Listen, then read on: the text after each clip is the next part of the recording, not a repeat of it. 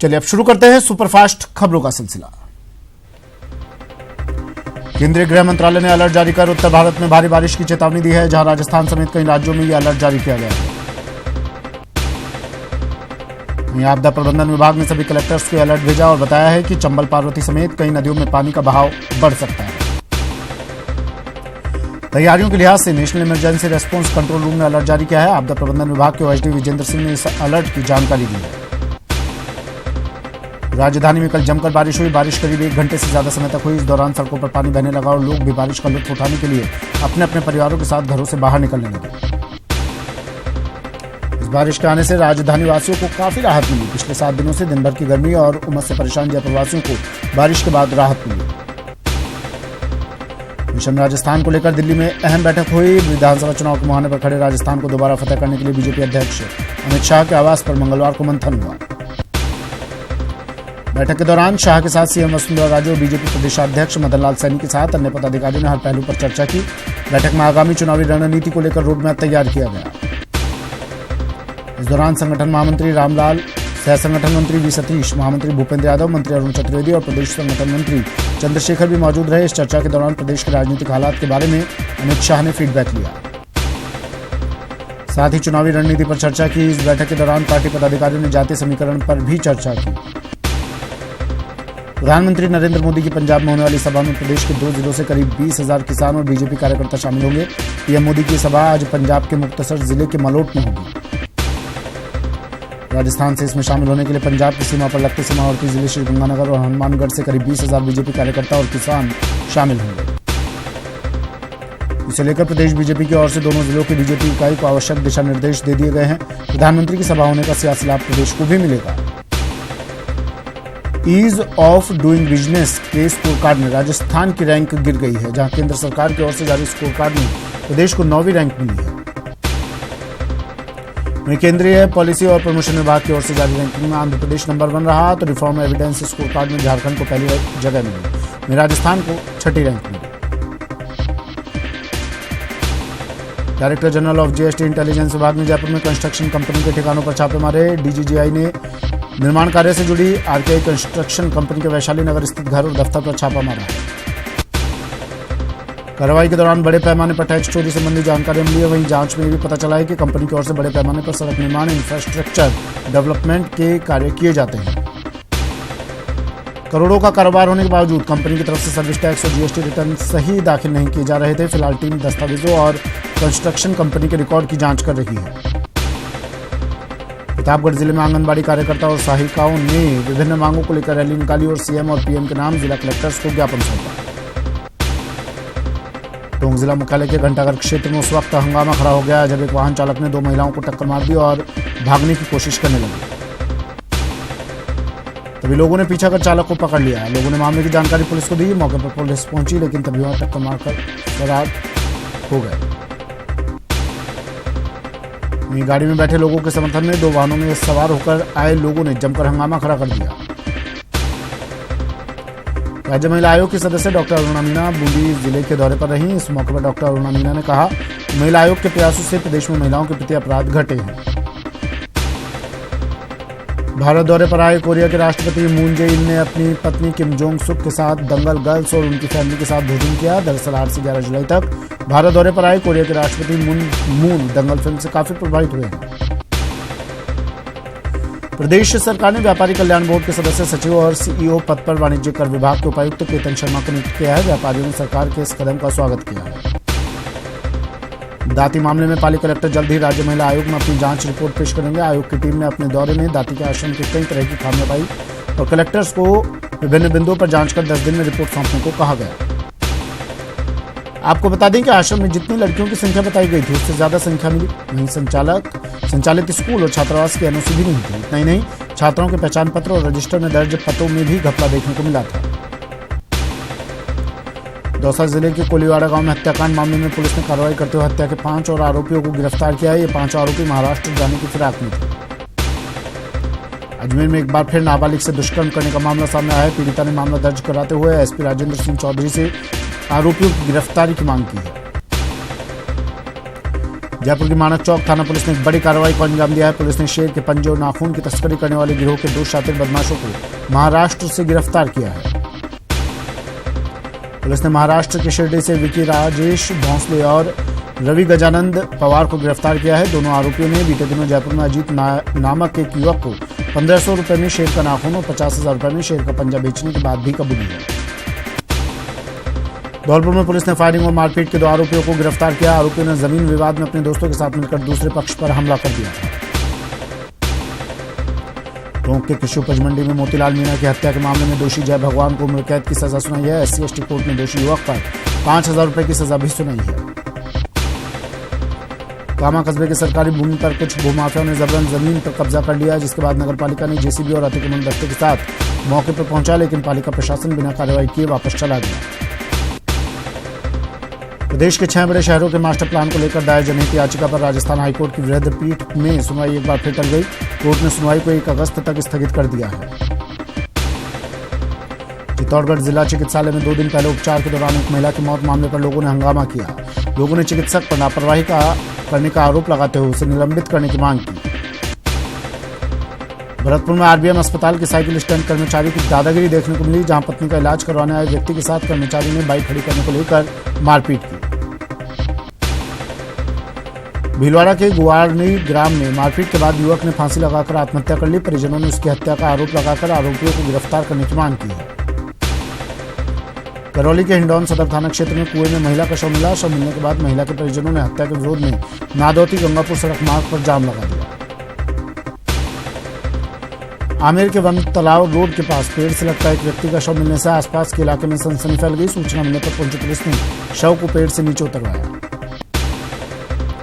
जिसके बाद मृतक की पहचान आमेर निवासी 40 वर्षीय हमीर सिंह के रूप में हुई। पुलिस ने शव आमेर CHC की मोर्चरी में पोस्टमार्टम करवाकर शव परिजनों को सौंप दिया। पुलिस पूरे मामले की जांच में जुट गई है। कोटा के MBS अस्पताल में बायोमेडिकल वेस्ट डिपार्टमेंट इन दिनों अव्यवस्थाओं का शिकार है। यहाँ रोजाना करीब 100 किलो से अधिक बायो वेस्ट होता है, जिसे अस्पताल के पास ही फेंक दिया जाता है। बूंदी के घड़ियाल अभ्यारण्य में वन विभाग की मिलीभगत से खनन माफियाओं के हौसले बुलंद है। नदी के पास रात को सैकड़ों ट्रैक्टर ट्रॉलियां पत्थरों और बजरी का अवैध खनन में लगी रहती है।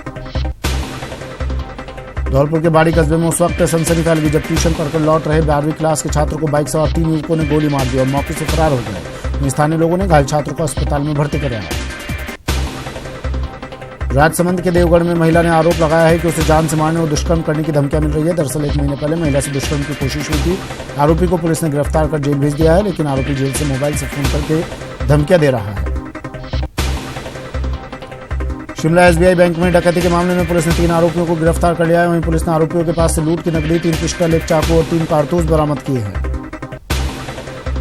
अलवर रेलवे स्टेशन के प्लेटफॉर्म नंबर 1 पर अज्ञात व्यक्ति का शव मिलने से सनसनी फैल गई। घटना की सूचना मिलने पर पहुंची GRP थाना पुलिस ने शव को कब्जे में लेकर जांच शुरू कर दी है।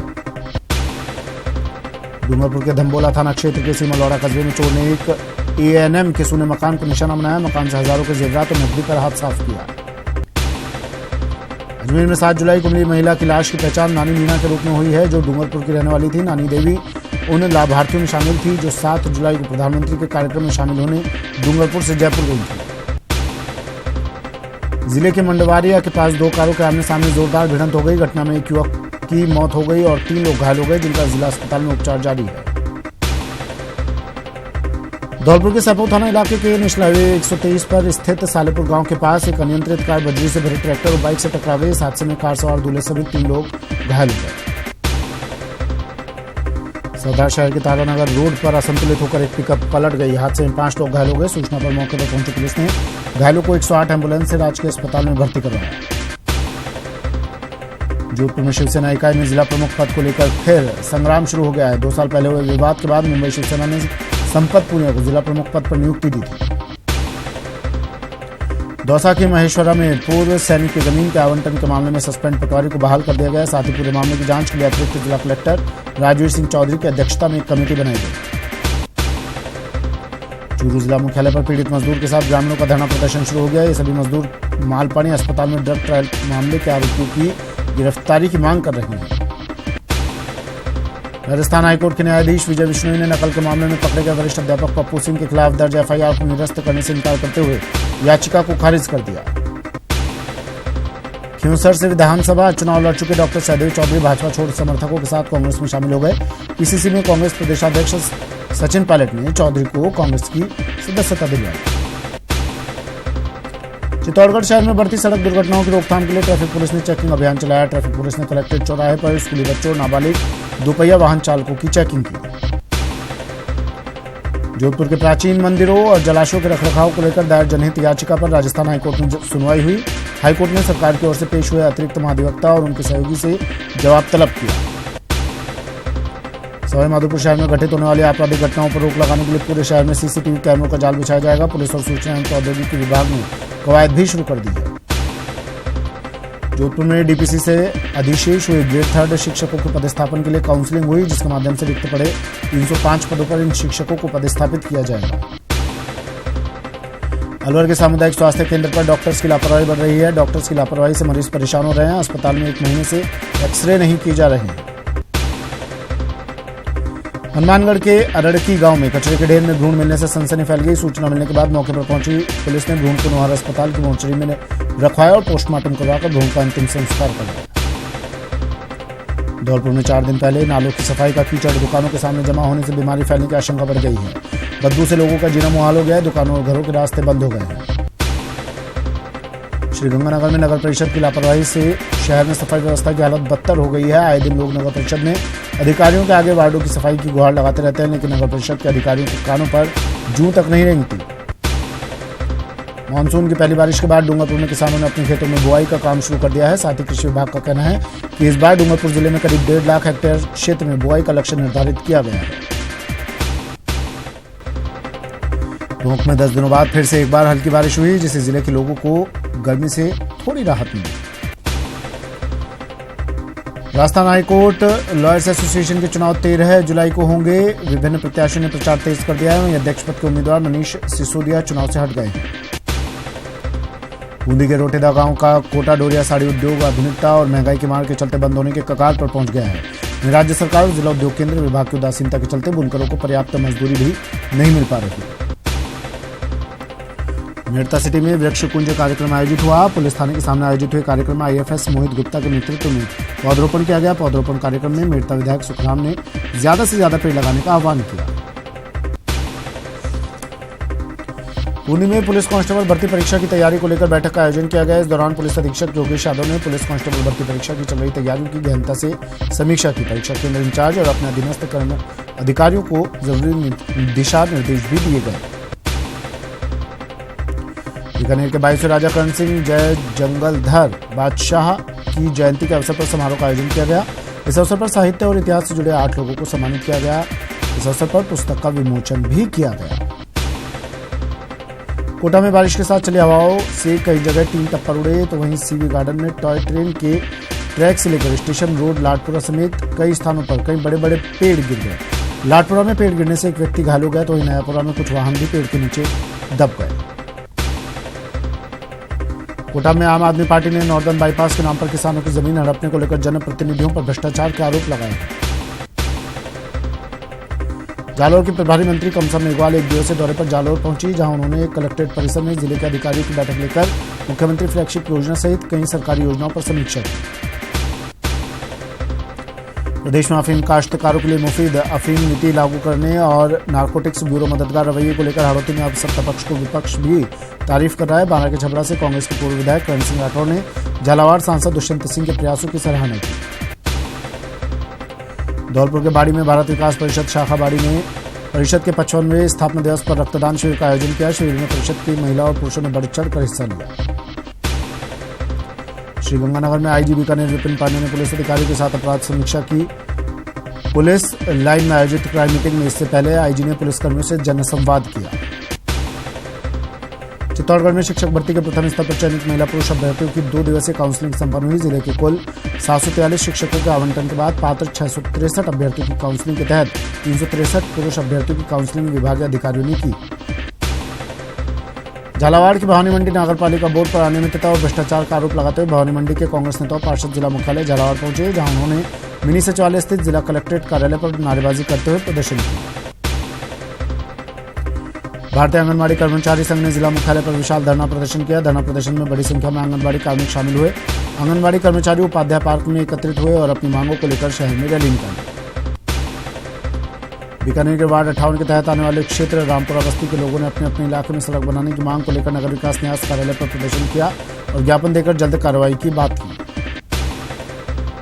राजसमंद में आंगनबाड़ी कार्यकर्ताओं ने अपनी 11 सूत्री मांगों को लेकर रैली निकालकर कलेक्ट्रेट पर प्रदर्शन किया और जिला कलेक्टर और माननीय प्रधानमंत्री और मुख्यमंत्री के नाम ज्ञापन सौंपे।